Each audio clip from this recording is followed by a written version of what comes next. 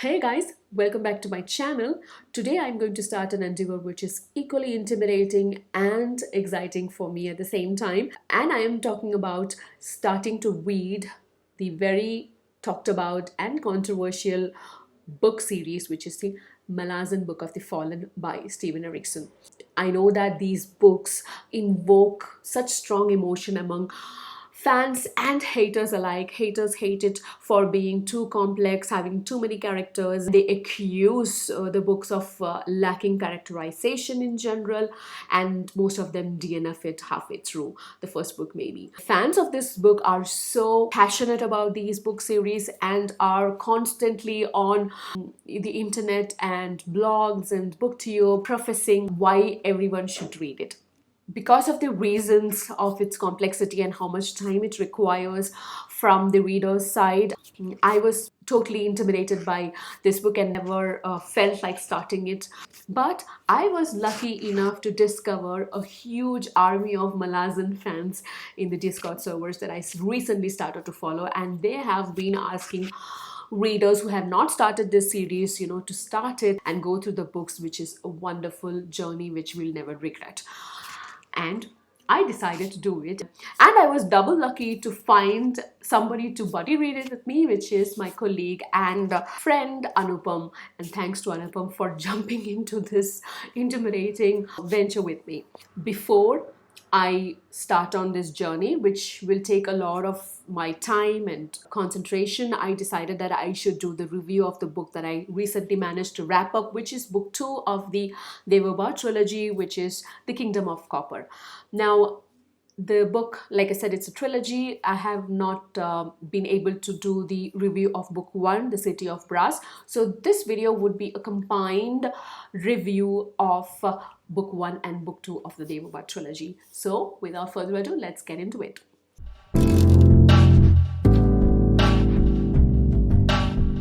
If you don't know me already, and if this is your first time here, my name is Angela. You're on Bookaholic Brown Nim.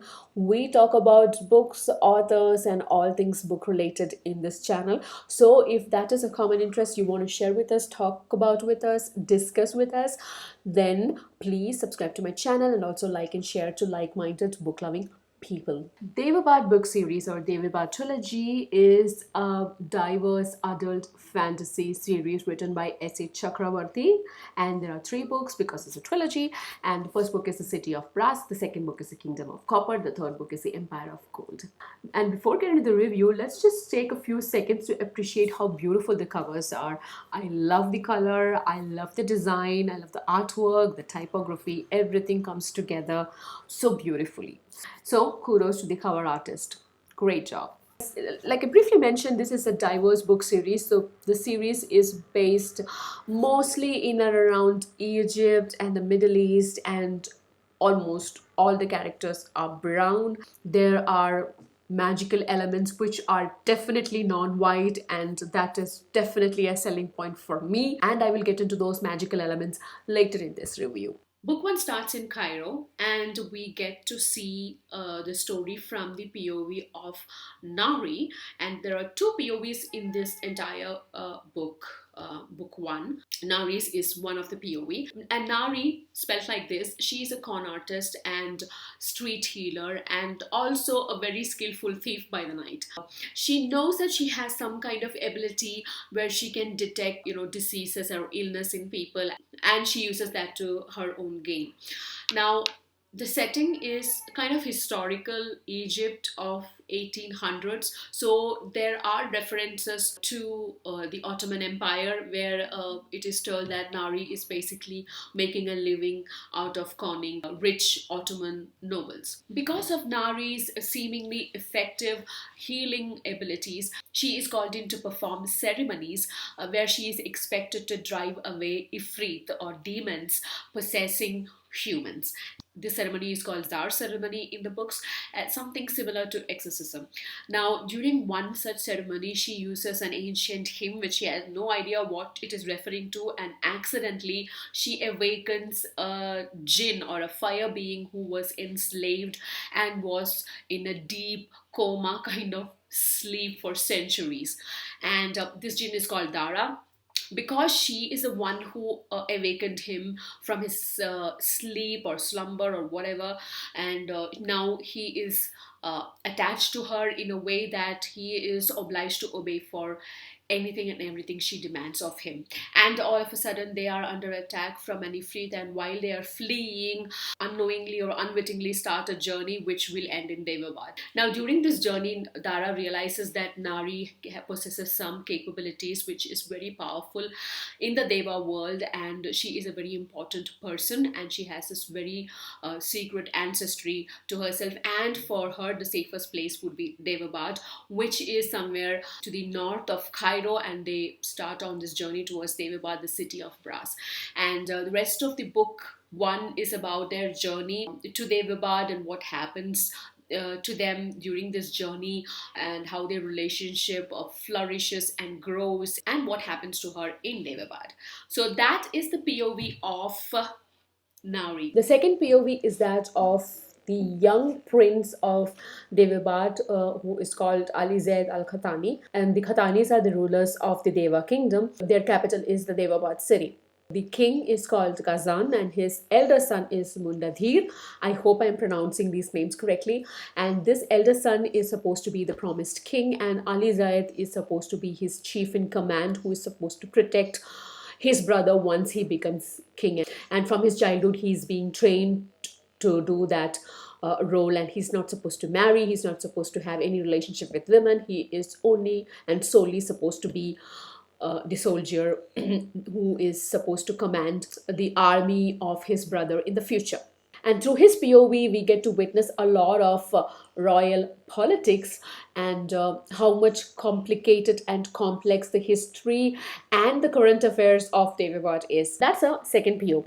Both the books actually deliver to me exactly what I want in an adult fantasy. There is enough magic both in terms of the power and creatures. Thankfully there were no dragons, but there are different and various kind of creatures with magical abilities, like lions with wings which are called Shedu, and then monsters like Karkadan, and beings of air like Rook, which are mind-blowing and out of the box for the normal standard fantasy that we get to see. In Daevabad, we can see that the different tribes of Devas are divided, and also there are this mixed breed who are mixed between humans and Devas called Shafit, who are considered lower in terms of social hierarchy and hence are heavily oppressed.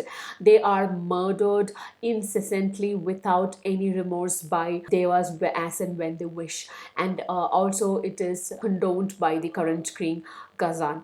Now the only person who seems a little bit sympathetic towards the cause of Shafi, the mixed breed, is Ali, and he remains to this day, to the end of book 2, my favorite character, and that's the only character for whom my feelings have remained consistent, because at the end of book 1 I was strongly convinced whom I want to support, but by the end of book 2 I was so frustrated because I almost kind of borderline started hating Nahari and also the other important main characters. There are a lot of great characters. Even Ali, whom I claim to love, has very grayish kind of shade, and that's something that I really love in any novel, because world is as such, right? There is no black and white characters. Everybody is gray in their shades, and I love it when that is reflected in novels, especially fantasy, because then we just follow the story and the plot line instead of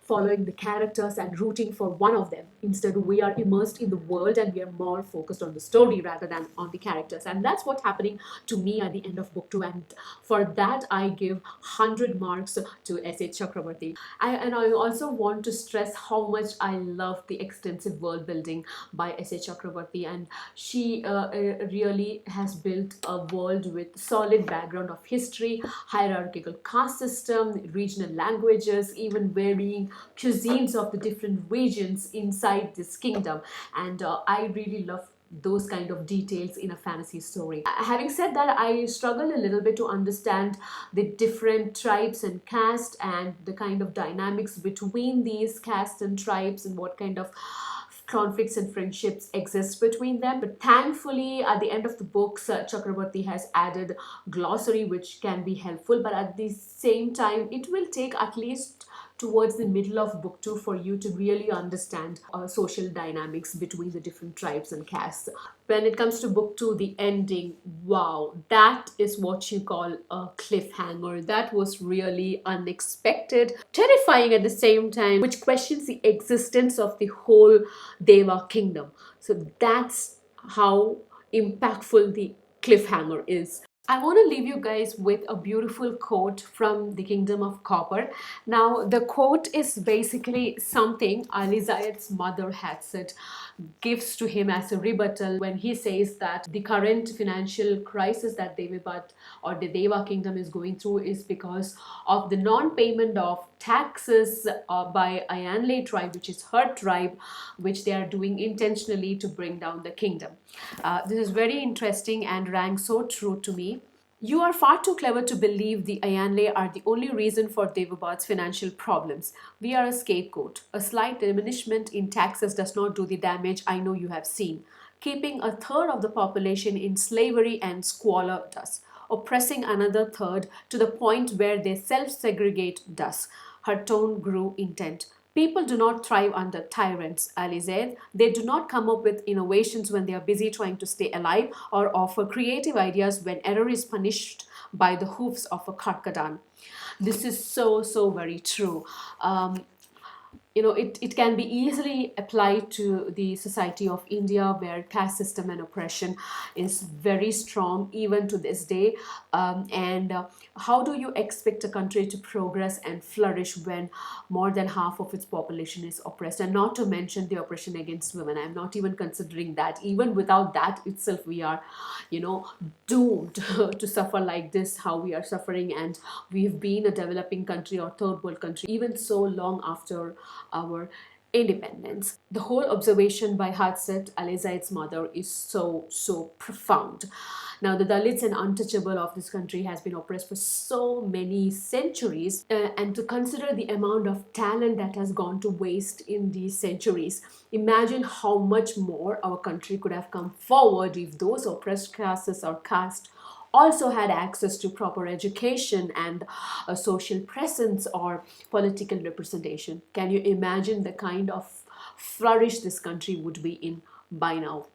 So, to sum up, this is basically a very refreshing and diverse fantasy series that you can really enjoy. I really urge you to take up this book and read it. This book needs all the support and love so that more and more authors can write diverse fantasy stories out there. And this is heavily underrated book, I believe, in the fantasy world. So I hope more and more fantasy reviewers read this book and promote this book. And I want to specially thank S.A. Chakrabarti, the author of this book series, for bringing up this spectacular masterpiece of a fantasy series to us, and I can't wait to read book number 3. So that was my book review of first 2 books of Daevabad series. Please let me know what you thought about the review and also about the books if you have already done it. Oops, I went into a sneezing spree because I'm extremely allergic and it seems like there is something that's making me sneeze. Sorry about the tears. So thanks for watching this video. I'll be back with an amazing bookish video very soon. Till then, ta-da!